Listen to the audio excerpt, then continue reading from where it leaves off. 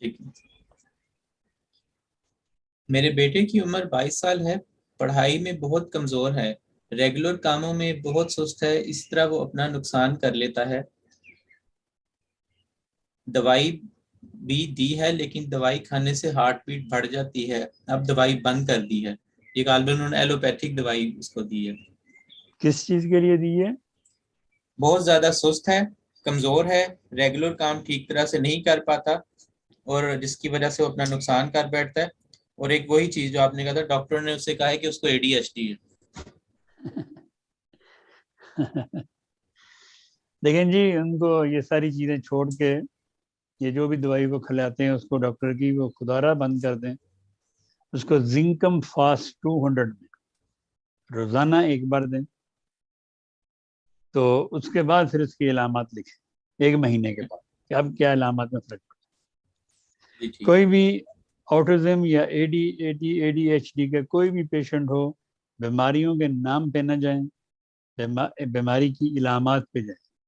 علامات دیکھیں کیا ہے، علامات پہ دوائی ہومیوپیتھی میں ہوتی ہے، بیماری کے نام پہ نہیں ہوتی، کیونکہ بیماری کے نام پہ ہم کوئی دوائی نہیں دے سکتے آپ کو. علامات ہم ہر علامت کو ملا کے ایک دوسرے کے ساتھ پھر آپ کے لیے کوئی کمبینیشن ہم بنا سکتے ہیں. تو اس لیے ہمیشہ علامات پہ جائیں کہ باڈی کیا بتا رہی ہے، جسم کیا کہہ رہا ہے آپ کو، وہ کیا جسم کیا مانگ رہا ہے آپ. تو اس لیے ان چیزوں سے ذرا احتیاط کیا کریں، ڈاکٹروں کی طرح دوائیوں کے نام پہ نہ جائیں.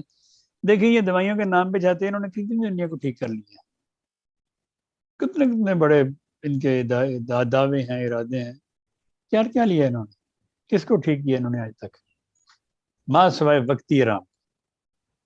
وقتی آرام ضرور ملتا ہے، جب آپ کسی چیز کو زبردست دبائیں گے تو کچھ نہ کچھ تو اثر ہوگا نا. جب آپ زہر کے پھکے ماریں گے صبح دوپہر شام تو باڈی کام کرنا چھوڑ دے گی. آپ سمجھ دیں گے آپ ٹھیک ہو گئی، آپ ٹھیک نہیں ہوئے، آپ مزید بیمار ہو گئے. اس لیے ہمیشہ سمٹم پہ دھیان رکھیں. میں چھوٹی چھوٹی سمٹم پہ بھی آپ کو دعائیں بتاتا ہوں کہ اگر یہ ہو تو یہ دیں، یہ ہو تو یہ دیں. تو اللہ ماشاء اللہ، اللہ تعالیٰ کے فضل سے لوگوں کو فائدہ ہوتا ہے اور لوگ اس سے فائدہ اٹھاتے ہیں.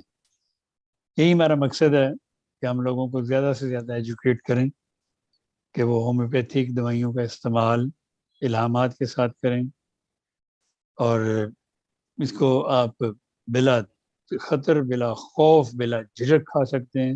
جیسے میں نے پچھلے پروگرام میں بتایا تھا، تو وہ میرا پچھلا پروگرام سن لیں، یا پھر وہ RSH پہ جا کے ہمارا وہ کلپ دیکھ لیں، یا وہ اس کلپ میرے اسٹیٹس پہ بھی آج لگا ہوا ہے، وہ سن لیں.